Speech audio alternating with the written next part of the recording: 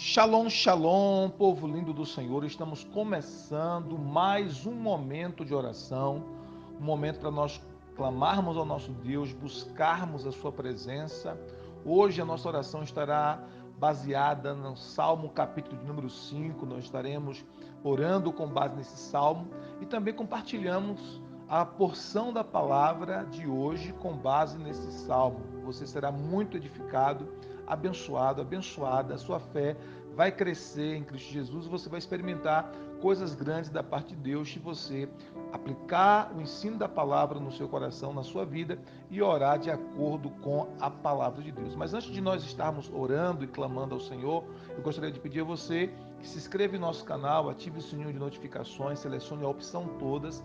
Deste modo você estará recebendo todas as mensagens, todas as orações que nós postamos aqui no canal. E não se esqueça de compartilhar essa mensagem com todos os seus contatos, todos os seus amigos, para abençoar o máximo de pessoas que você puder, tá bom? Vamos então ao texto sagrado, Salmo capítulo número 5, versículo 1, diz assim: Dá ouvidos, Senhor, a minhas palavras e acode ao meu gemido. Então o salmista Davi, ele começa a sua oração aqui nesse salmo, pedindo a Deus que desse ouvidos ao seu clamor, à sua oração, né? Que acudisse ao seu gemido, ou seja, que o Senhor pudesse atentar para o seu sofrimento, para a sua dor. É o clamor daquele que está em aflição, que está com seu coração aflito, que está em algum tipo de sofrimento, de provação, de angústia, de adversidade.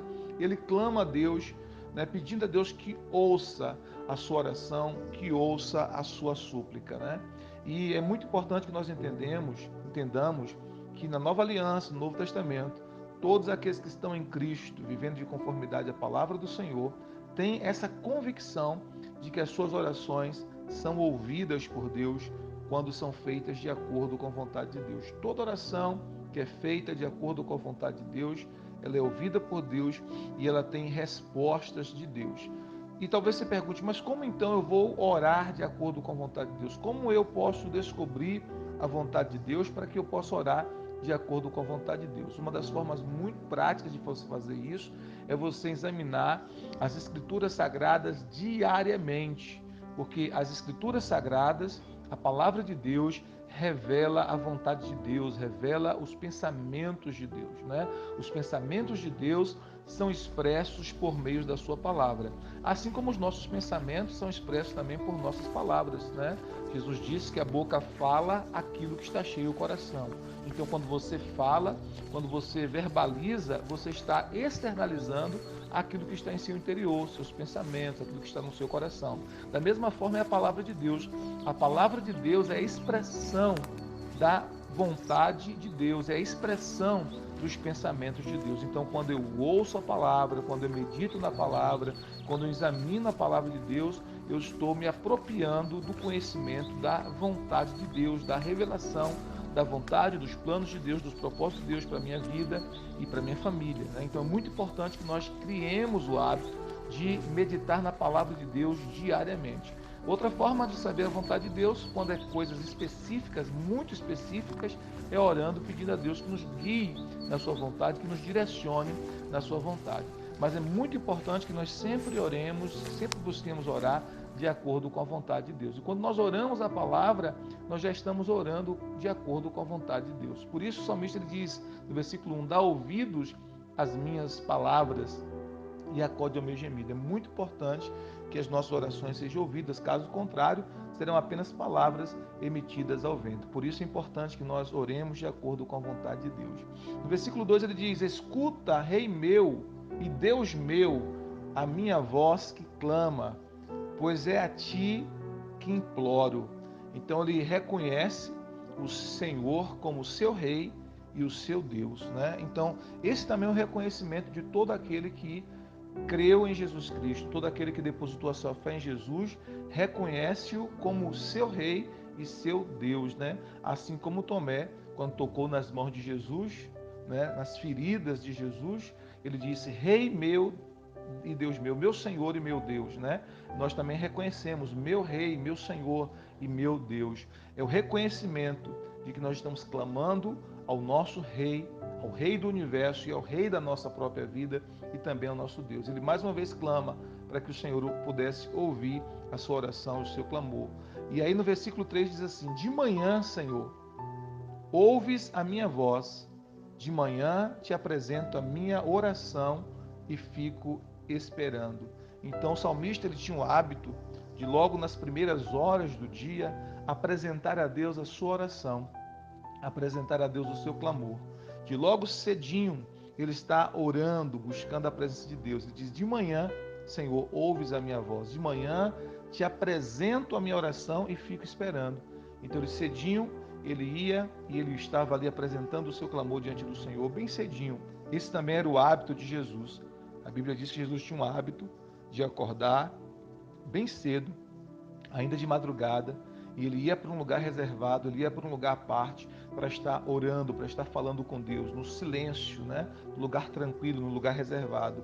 Esse era o hábito de Jesus, segundo Marcos, capítulo de número 1, versículo 35. Então, no Evangelho de Marcos, capítulo 1, versículo 35, nós temos lá essa descrição de Jesus acordando cedinho para ir para um lugar reservado, um lugar solitário, para estar a sós com o Pai, para estar orando, buscando a presença do Pai.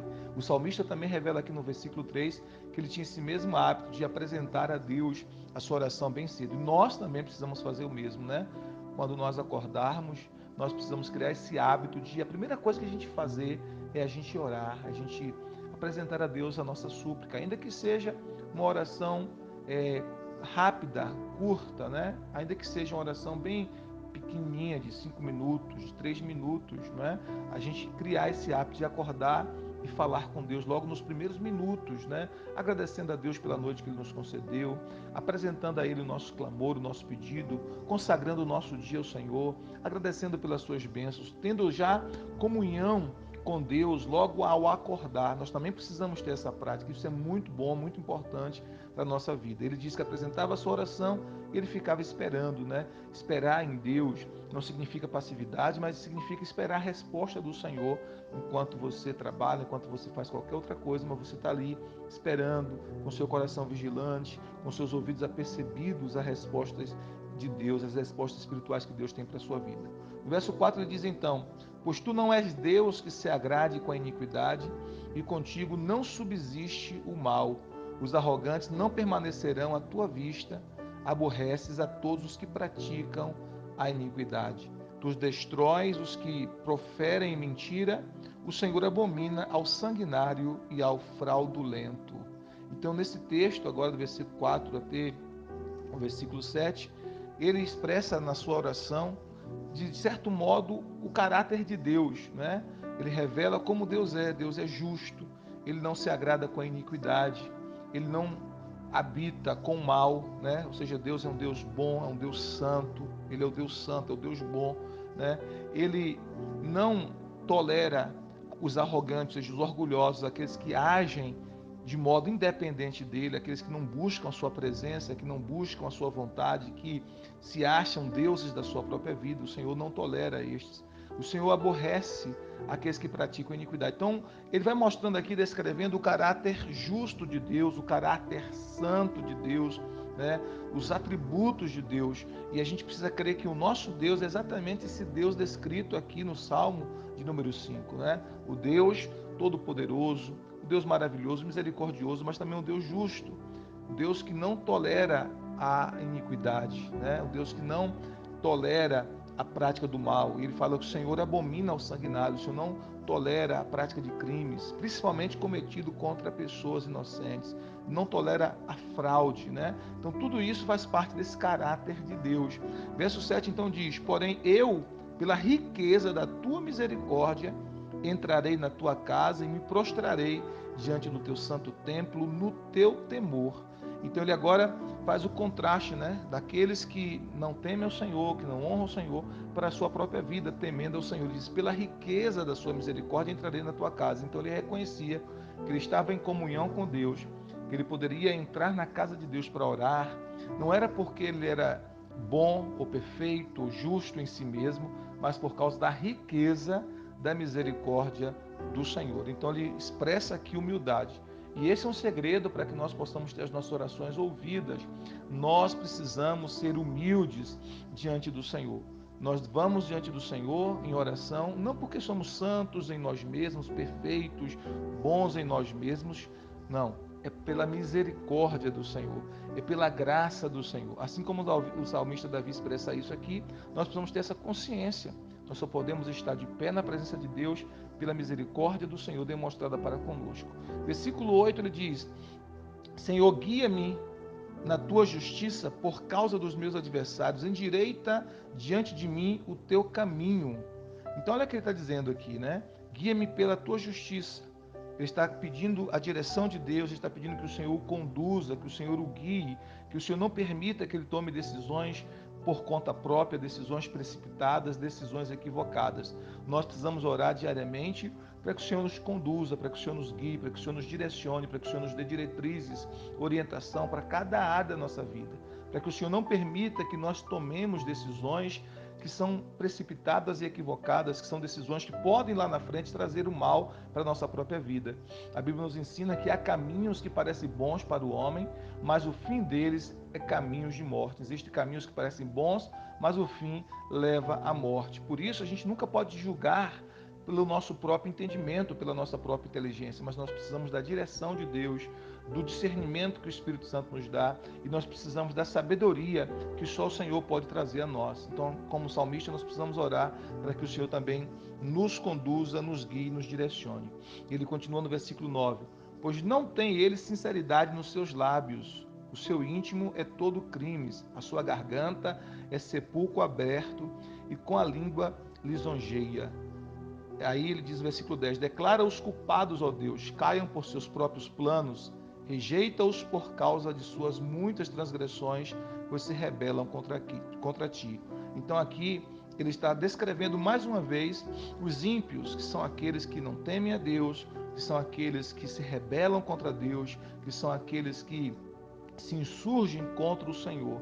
Então ele está falando da característica deles, né? Uma das coisas é que eles não têm sinceridade nos seus lábios. O ímpio não é sincero nos seus lábios. Eles podem até lisonjear com as suas palavras, fazer elogios, mas são elogios que não têm sinceridade. Porque no íntimo do ímpio, no interior do ímpio, o que ele diz aqui é que há apenas crimes, maldade, né? A sua garganta é sepulcro aberto. Com a língua eles lisonjeiam, eles fazem elogios, mas no interior deles eles tramam o mal. Esses são os ímpios, né? Aqueles que não temem a Deus, aqueles que não confiam no Senhor, aqueles que não recorrem ao Senhor. E aí o salmista ora então por essa justiça divina. E no versículo 11 ele diz: mas regozijem-se em ti todos os que confiam em ti, folguem de júbilo para sempre, porque tu os defendes e em ti se gloriam os que amam o teu nome. Aqui no verso 11 ele faz o contraste com aqueles que são os justos, né, em relação aos ímpios. Então, os justos, aqueles que buscam a Deus, aqueles que creem no Senhor Jesus, aqueles que recorrem ao Senhor, aqueles que confiam no Senhor, eles se regozijam, né, na presença de Deus. Então, regozijem-se todos os que confiam em ti, folguem de júbilo para sempre, porque tu os defendes. Por que que o justo se alegra? Por que que você se alegra? Apesar das lutas, das adversidades, porque você confia no Senhor e você sabe que o Senhor te defenderá. É o Senhor que vai defender você, é o Senhor que vai defender a sua causa, é o Senhor que vai defender você diante do tribunal. Quando você estabelece a sua confiança no Senhor, você pode ter a convicção que o Senhor te defende e que o Senhor Jesus, como diz lá 1 João capítulo 2, versículo 1, torna-se o seu advogado fiel. E o versículo 12, para terminar, diz: pois tu, Senhor, abençoas o justo e como escudo o cercas da tua benevolência. Quem é justo? Justo é aquele que confiou no Senhor Jesus Cristo, justo é aquele que pelo Senhor Jesus Cristo foi justificado pela fé. Justo é aquele que creu, confiou. Justo não é a pessoa que é perfeita. Na Bíblia, justo é aquele que depositou a sua confiança no Senhor e que é justificado pela fé. Esse, diz a Bíblia, será abençoado pelo Senhor. Você colocou a sua confiança no Senhor, você fez do Senhor a sua porção, você fez do Senhor a sua fonte de paz, de alegria, de contentamento, de satisfação, você fez do Senhor a sua fonte de provisão, você fez do Senhor o seu socorro bem presente, a sua confiança está depositada exclusivamente no Senhor, a promessa de Deus para a sua vida é: você será abençoado. Amém? Vamos orar, vamos clamar ao nosso Deus. Pai, nós queremos te render graças nesse instante. Muito obrigado pela tua palavra, a palavra que teu Espírito Santo trouxe ao nosso coração nesta hora. Muito obrigado porque o Senhor cuida dos teus filhos. Muito obrigado, Pai, porque independente das circunstâncias, das adversidades e das lutas, o Senhor está conosco, o Senhor está com o teu povo, Senhor. Pai, assim como o salmista orava clamando pelo socorro do Senhor, nós clamamos pelo teu socorro. Pai, nós clamamos e te pedimos, venha ao encontro do teu povo, aqueles que estão aflitos, meu Pai, aqueles que estão gemendo de dor, de sofrimento, de angústia. Pai, eu te peço, traz alívio, Pai, em nome de Jesus Cristo. Traz o teu alívio, traz o teu alento, Pai. Traz o teu socorro bem presente, meu Deus. Pai, eu oro pedindo ao Senhor, derrama a tua bênção sobre a vida dessa pessoa. Abençoa o lar, abençoa a família, Pai. Abençoa o casamento, em nome de Jesus Cristo.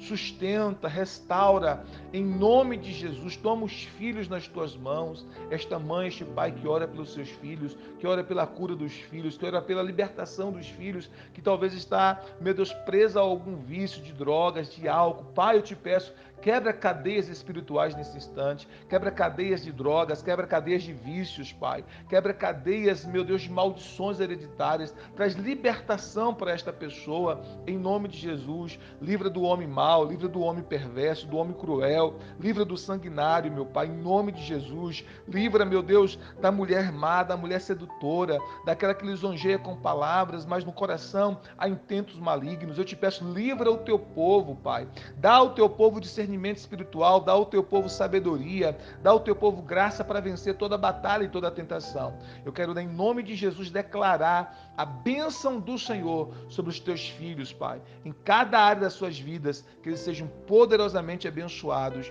no nome bendito de Jesus. Amém. Glória a Deus. Deus te abençoe, Deus te dê a bênção dele em cada área da sua vida. Não se esqueça de compartilhar essa palavra de oração para abençoar outras pessoas. Shalom, shalom, graça e paz.